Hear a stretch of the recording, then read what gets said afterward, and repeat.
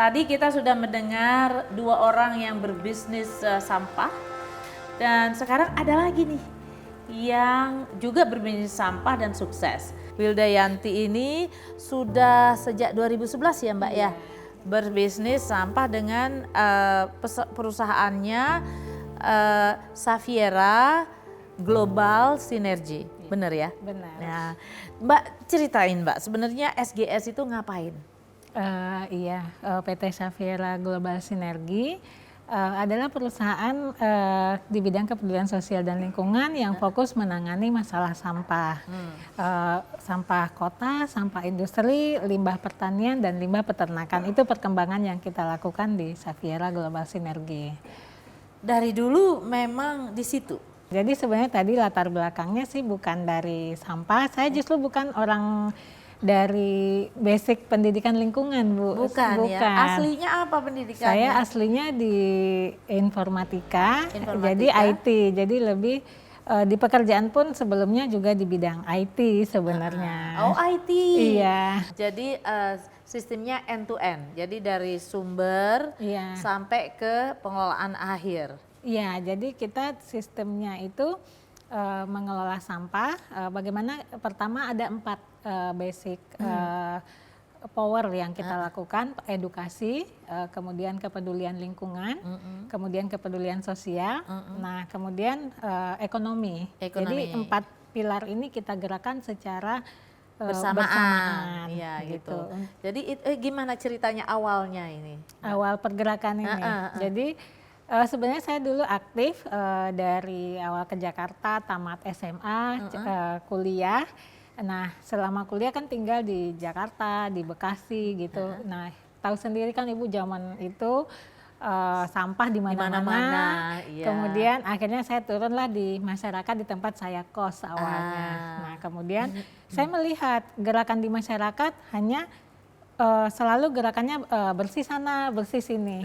Nah, karena yang kita rubah adalah lingkungannya, bukan penghasil sampahnya, jadi nggak pernah berkelanjutan. Setelah dibersihin kok kotor lagi. Gitu. Nah, jadi karena permasalahan itu akhirnya saya mencari cara, gimana sih caranya supaya masyarakat mau dengan senang hati mengelola sampah mereka dan peduli terhadap sampah yang mereka hasilkan. Nah, dari itulah akhirnya saya mulai aktif. Kita awalnya gerakan sosial, nah ujungnya juga sama, berhenti gitu karena selalu kalau nggak ada dana ya kita nggak bisa gerak gitu. Nah, akhirnya saya mencari cara gimana caranya saya bisa mandiri menggerakkan kegiatan ini. Nah, mulailah merubah pola sosial ke kegiatan kewirausahaan sosial.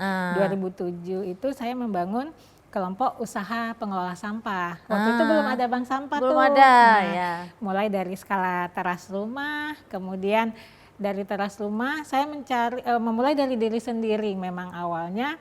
Membuat kompos. Iya, milah sampah dulu. Milah sampah. Terus kasihin ke pemulung, udah terpilah. Pemulungnya kan senang tuh, makasih Bu, di sini bersih gitu kan. Nah, merasa ada sesuatu. Akhirnya saya coba pilah, terus saya penasaran, kenapa sih pemulung, pengepul itu mau narik-narik gerobak, keliling-keliling kampung, mereka bawa-bawa karung kan nyari sampah. Nah, akhirnya saya coba jual pertama tuh ke pengepul. Inspirasi pertamanya sederhana. Nah, saya jual itu ke pengepul. Nah, kok ditabung kok bisa bayar air, bayar listrik, bayar telepon. Awalnya sih sederhana. Jadi semakin dipisah sampahnya, dikumpulin uangnya, kok bisa ya. Nah, akhirnya ketemu tuh 2 sampah yang belum teratasi waktu itu, 2 jenis secara garis besar. Pertama sampah organik, kedua sampah kamar mandi, diapes, pembalut tisu. Kemudian sama kemasan, plastik kemasan itu.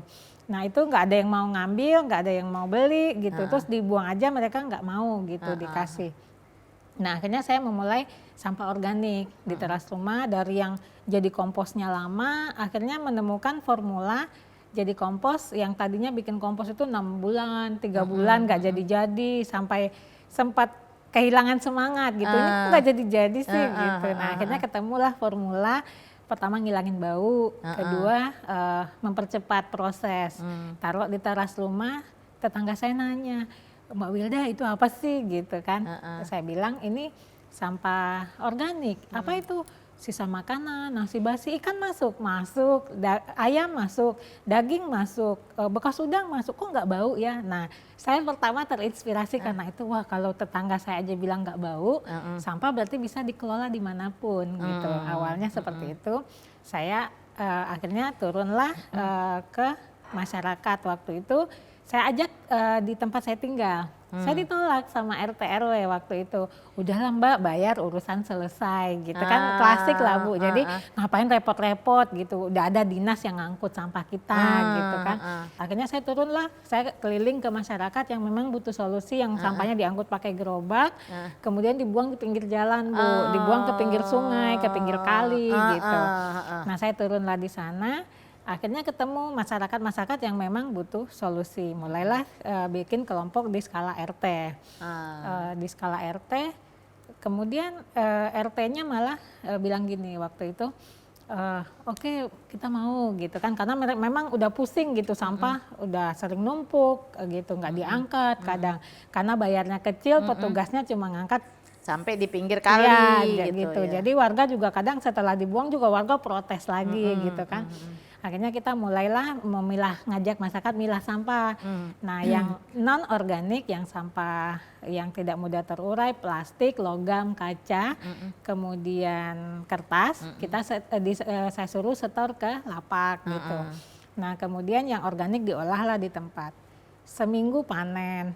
Setelah panen kompos dengan sistem komposter gitu, saya bawa, jadi modal saya turun ke lingkungan itu ada 2 tong waktu itu yang saya modifikasi jadi komposter. Satu saya bawa, satu saya taruh di rumah, jadi satu bawa keliling-keliling. Akhirnya warga mau ikut bikin bareng-bareng, kita bikinlah 5 waktu itu dengan konsep Senin, Selasa, Rabu, Kamis, Jumat masuk gitu. Nah, udah tuh setelah mau mereka kita ajak memilah sampah, cacah di rumah langsung masukin gitu. Siapin semprotan formula pengurainya. Jadilah kompos dalam waktu 1-2 minggu. Nah, setelah jadi kompos mereka nanya, ini komposnya buat apa? Saya juga panik waktu itu karena bingung juga nih. Kalau di rumah sih saya pakai tanaman, akhirnya saya ajak mereka nanam. Saya bawain polybag, kemudian patungan tuh beli bibit sama mereka. Akhirnya nanam setiap panen masukin polybag ditanam. Akhirnya dalam 2-3 bulan lahir gang hijau. Nah, lahir gang hijau, tapi lama-lama kan nggak ada tempat lagi tuh. Akhirnya dimasukin karung. Mereka panik, ini kalau numpuk warga marah gitu, RT-nya bilang kan seperti itu. Akhirnya saya bawa pulang Bu, pulang kerja, saya datang, jadi saya datang ke masyarakat itu sore atau Sabtu Minggu sampai malam. Nah akhirnya setelah itulah akhirnya saya bawa pulang, saya kemaslah di teras rumah. Karena saya beli komposnya, akhirnya RT RW lain jadi mau, lumayan buat kas RT awalnya gitu. Nah, akhirnya lahirlah 10 kelompok dan tahun 2008 lahir Bank Sampah. Kemudian 2009 kita ikutin sistem Bank Sampah Bu, walaupun masih meraba-raba waktu itu. Akhirnya 2010 Bank Sampah diaku KLHK. Waktu itu ada 10 kelompok di Jabodetabek yang saya bina waktu itu. Jadi kalau saya berhenti bina mereka, nggak ngambil kompos ini nih, mereka berhenti Bu. Jadi kalau nggak ada ujung hasilnya ini mereka nggak tahu dikemanain, mereka juga akan berhenti. Nah akhirnya terinspirasi waktu itu bikin satu kelembagaan yang formal supaya saya bisa membantu mereka teman-teman ini supaya bisa terus bergerak awalnya. Nah saya bikinlah di teras rumah waktu itu. Jadi kalau ada hasil saya beli, saya bawa pulang, saya jual, saya paksa jual ke tetangga, kemana, ke tukang tanaman. Lama-lama tukang tanaman angkat tangan. Kalau yang sampah kering, yang plastik, logam, kaca itu kita nggak ada masalah. Ya, jadi semua orang mau gitu. Jadi kita nggak ada masalah waktu itu. Jadi setelah itu akhirnya terinspirasi saya harus punya sebuah lembaga yang lebih legal, lebih resmi gitu kan. Akhirnya saya memilih ya udahlah sekalian jadiin usaha supaya ini bisa bergerak gitu. Jadi akhirnya terbangunlah di Januari 2011 itu PT Safiera Global Sinergi. Akhir 2011 saya fix keluar kerja, kemudian fokus sampai hari ini di penanganan sampah. Bisa hidup dari situ? Alhamdulillah. Berapa pegawainya sekarang? Kita udah punya pegawai lebih kurang 900 orang. 900 orang? Iya. Dan itu bisa dibiayai? Alhamdulillah. Berapa ton sampah dikelola sehari? Kita sudah ngolah sampah satu hari sekarang di semua titik kita kalau dijumlahkan udah kurang lebih 1.000 ton kurang lebih. 1.000 ton per sehari. hari. Itu di Jakarta semua? Enggak, di Jabodetabek, Jabodetabek. kemudian ada Jawa Tengah, ada Jawa Timur juga. Itu tingkat komunitas semua rata-rata atau jadi ada perusahaan juga? Enggak, jadi kita di Safiera Global dengan 2 pola usaha, Bu. Jasa di kawasan komersil, pengelolaan sampah kawasan, kemudian kita membina kelompok-kelompok usaha pengelola sampah. Nah, kalau kelompok pengelola sampah ini adalah kelompok masyarakat yang kita bina menciptakan wirausaha sosial baru di masyarakat, itu kepemilikannya mereka. Nah, peran kita apa? Peran kita adalah di pendampingan mulai dari manajemen, kemudian dari teknologi sampai pemasaran gitu. Jadi dari skala kecil mulai tingkat RT. Teknologi juga ada ya? Ya, jadi kita di skala mulai skala desa itu kita mulai adakan teknologi. Tapi biokomposter itu dapatnya dari mana itu idenya? Itu saya banyak belajarnya lebih dari Google? Iya, Bu. Di Jadi Google ya? saya otodidak. Jadi Belajarnya dari Google benar-benar ya? otodidak. Saya belajar otodidak.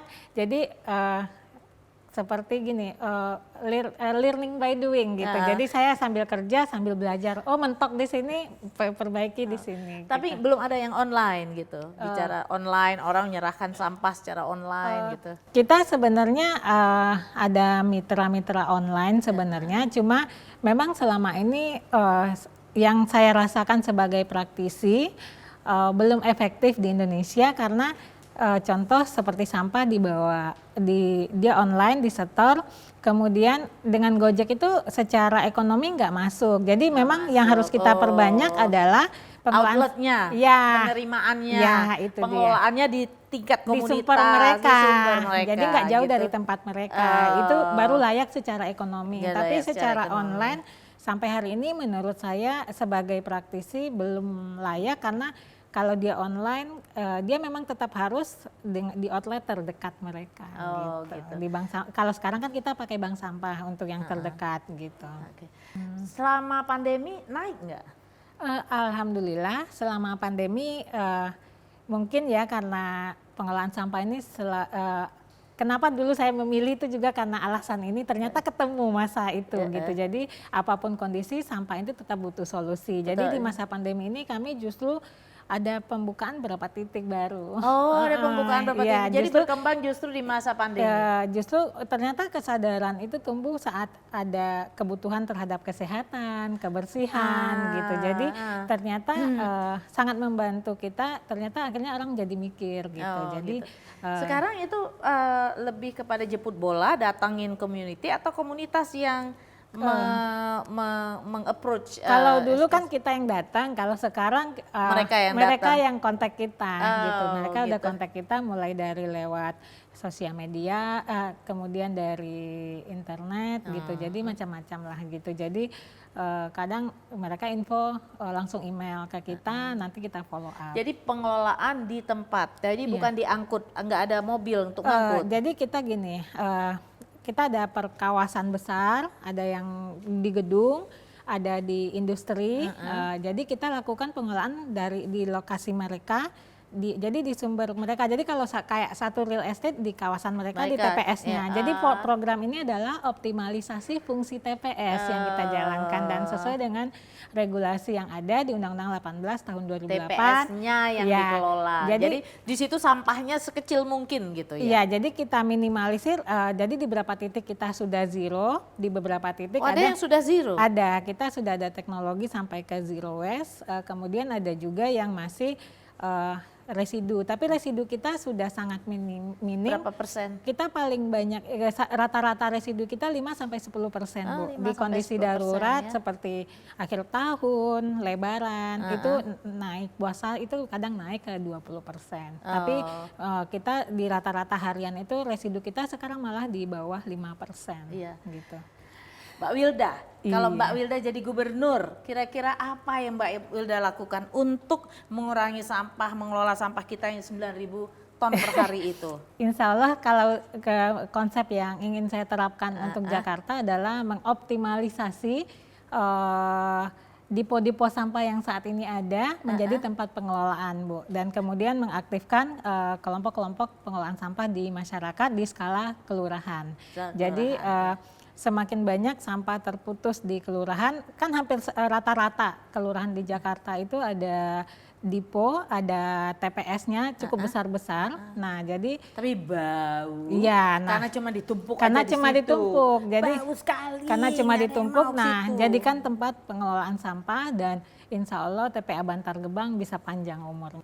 Kawasan-kawasan usaha wajib mengolah sampah di sumber. Iya, oke. Ya, kita sudah ada, Bu, di apartemen sudah ada. Sudah ada. Jadi kalau mau lihat pengolahan sampah di kawasan SCBD, di sana kita sudah ada pengolahan sampah di apartemen yang cukup berkelas gitu. Jadi intinya ngolah sampah pun dimanapun bisa gitu. Gitu ya. Terima kasih Mbak Wilda Iya, ya. sama-sama. Ini sangat inspiratif dan menurut saya ini pantas untuk dikerjakan oleh banyak pihak. Jadi warga Jakarta, kalau nggak salah kita itu sehari memproduksi sampah itu 9.000. 9.000 ton per hari. Jakarta nih, bayangin. Mana sanggup itu Bantar Gebang untuk menampung sampah kita. Jadi yang kita harus lakukan tuh sebenarnya ada yang disebut dengan 4R itu ya. Iya. Jadi reduce, reuse, recycle sama replace, menggantikan. Jadi kalau bahasa Indonesia itu 5 ya. 4M. Mengurangi sampah, menggunakan kembali, mendaur ulang dan mengganti. Yang mengganti itu misalnya plastik jangan kita pakai, mengurangi diganti dengan daun misalnya gitu. Terus styrofoam jangan dipakai, ganti sama yang lain ya bukan styrofoam gitu yang bisa didaur ulang. Nah, ternyata ya untuk mengatasi 9.000 ton per hari itu nggak bisa hanya diharapkan oleh pemerintah. Dan nggak bisa cuma ngangkut kemudian dibuang ke tempat TPA yang kita ini Bantar Gebang ya satu-satunya. Ada juga ya di mana? Bantar Gebang Jakarta. Bantar Gebang Jakarta. Nggak bisa.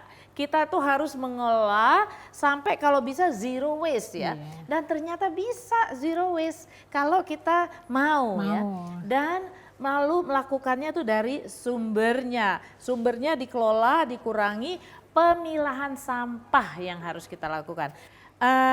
Sebentar lagi kita akan ngobrol dengan Ibu Menteri Lingkungan Hidup dan Kehutanan, Ibu Siti Nurbaya, yang secara aktif ya Mbak Wilda ya, 5 tahun terakhir itu, sekarang udah tahun ke-6, sangat sangat gencar melakukan membuat kebijakan-kebijakan. Ternyata bisnis pengolahan sampah itu disatukan dengan air ya, termasuk bisnis yang tumbuhnya positif di kuartal kedua tahun 2020. Jadi bisnis yang tumbuhnya positif di masa pandemi.